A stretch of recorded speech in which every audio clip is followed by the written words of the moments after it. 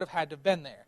Now, because it doesn't tell us point blank, it's possible they had glorified bodies. And when they ate the fruit, their flesh was changed from a glorified flesh to human flesh. Yeah, I don't have any problem with that. I don't have a problem one way or the other.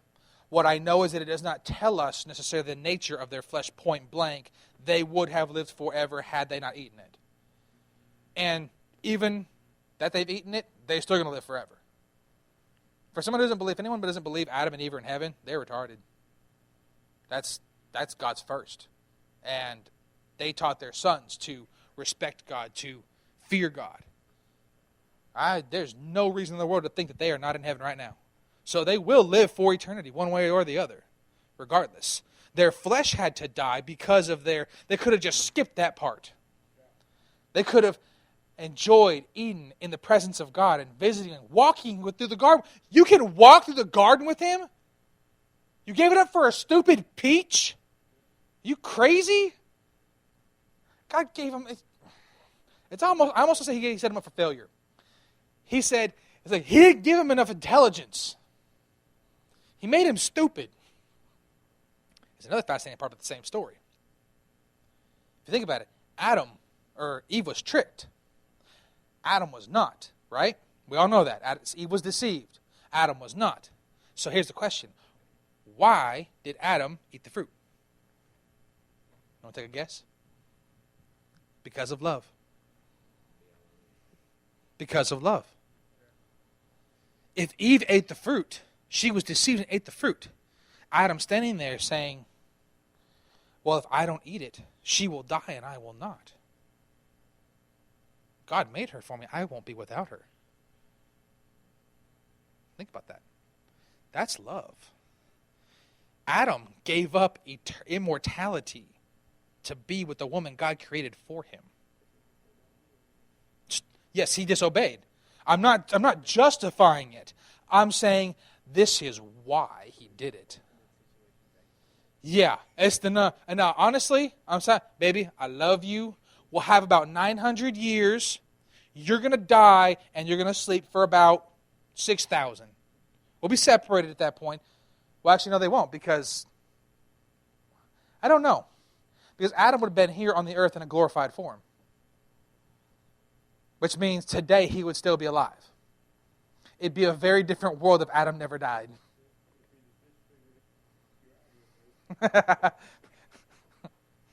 Oh, okay. We're getting back into it because, boy, I've been going for a while already.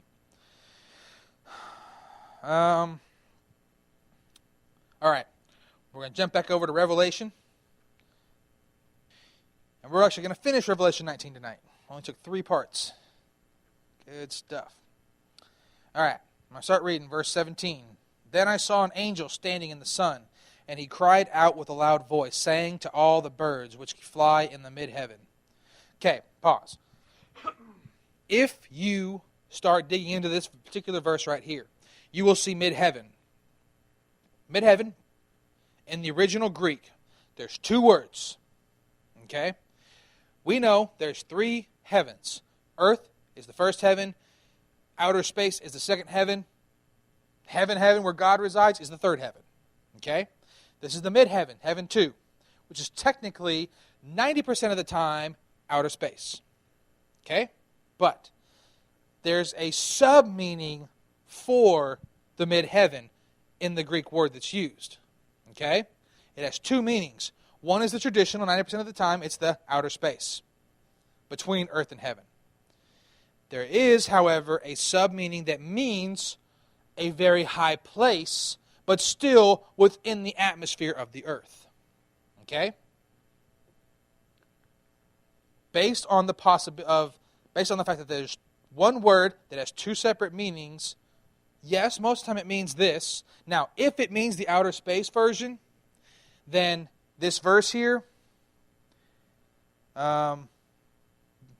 saying to all the birds which fly in the mid-heaven, come assemble for the great supper of God. He's calling the birds. But birds don't exist in the mid-heaven, traditionally. So there's 2 possible meanings. One, that these birds are merely symbolic, like the eagle was symbolic of an angel. These birds are symbolic of, I don't know what, but something supernatural that is coming through space. Maybe the aliens that are living underneath Mars, who knows? Maybe they're going to come down and clean up the earth.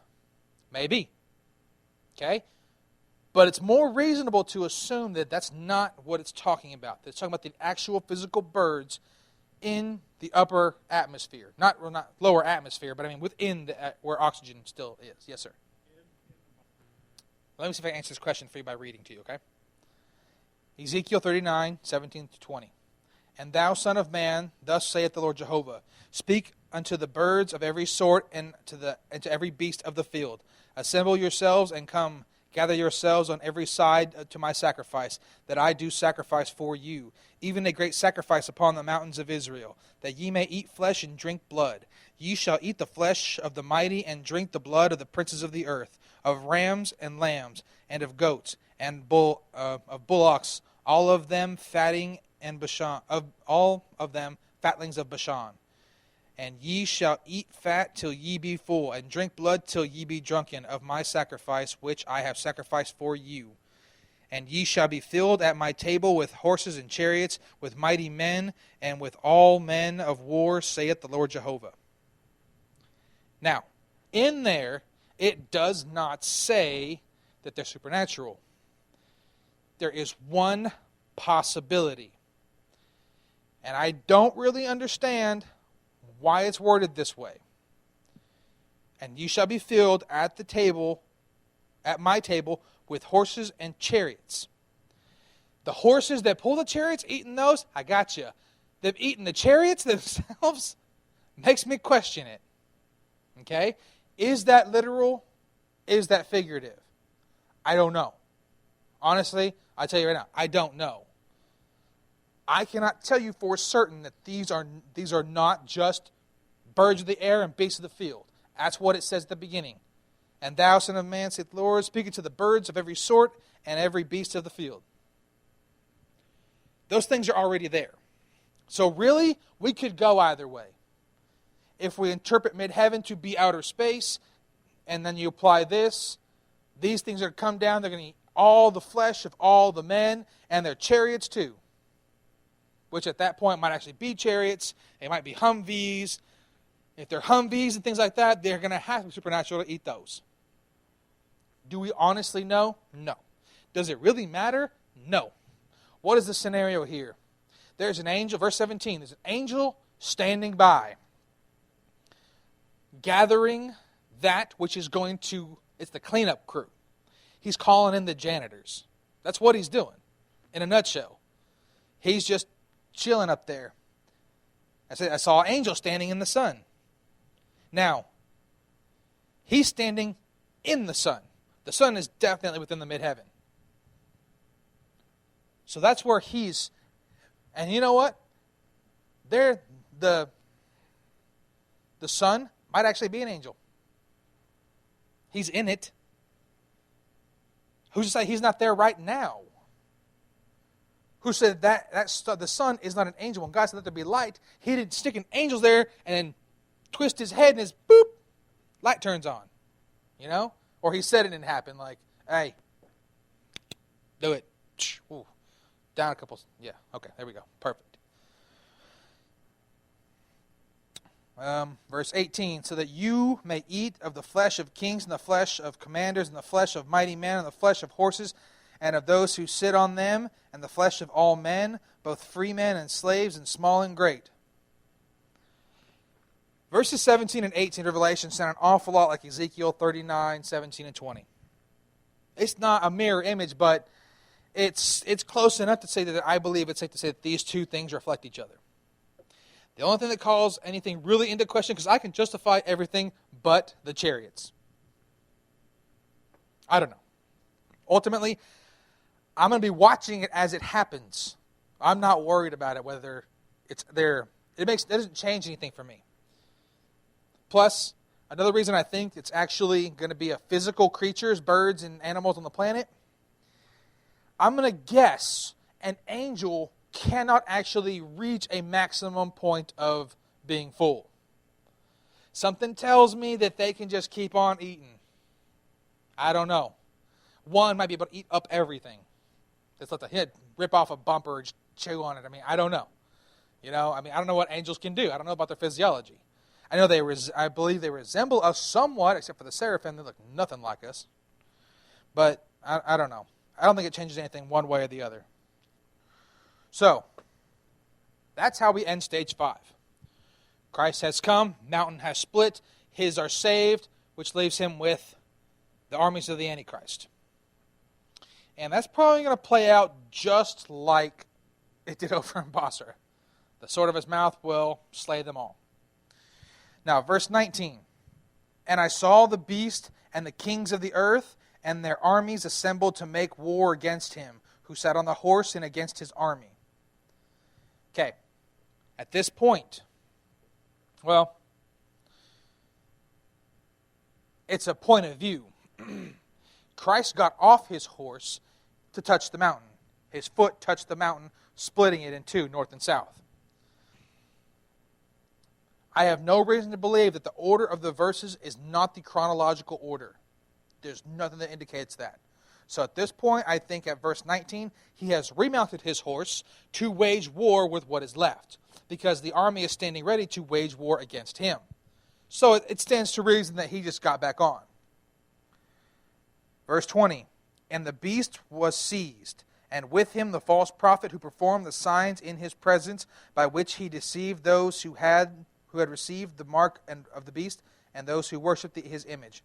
These two were thrown alive into the lake of fire, which burns with brimstone.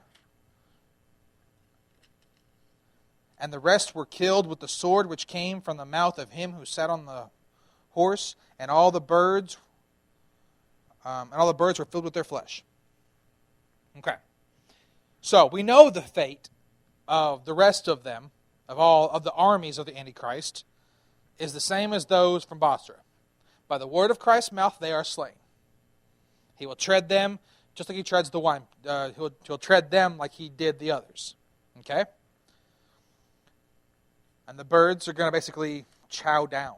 I'm assuming there's a lot of buzzards here at this point. A lot of buzzards, vultures, I don't think the parakeets are going to be joining in on this feast. Just a guess. Maybe they become carnivorous briefly. I don't know. A bunch of finches, eating up all the eyeballs and everything. The things that buzzards don't like. Buzzards are picky, All right, we'll go back to verse 20.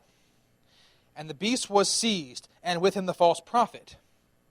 Skip down, and these two were thrown alive into the lake of fire, which burns with brimstone. When you die, your body, your flesh remains here. Okay? The Antichrist dies. And I'll read that to you in a second. But what's going to happen here, it says they were seized. So upon death, the two were sent to hell, basically, to Sheol. Because Sheol is still in use. Okay? But the lake of fire is the eternal place. I'm going to read to you, golly, this is long. Isaiah 14, 1 through 21. All right, so basically this is the fate of the Antichrist. No, I'm going to do it out of my other one. Isaiah 14, 1. Okay, Isaiah 14, starting with verse 1. When the Lord will have compassion on Jacob, Israel, and again choose Israel, and settle them in their own land, then strangers will join them and attach themselves to the house of Jacob. The people will take them along and bring them to their place, and the house of Israel will possess them as an inheritance in the land of the Lord, as male servants and female servants, and they will take their captors captive, and they will rule over their oppressors. And it will be in the day when the Lord gives you rest from your pain and turmoil and harsh service in which you have been enslaved, that you will take up this taunt against the king of Babylon and say, the king of Babylon, okay? They're going to say to him,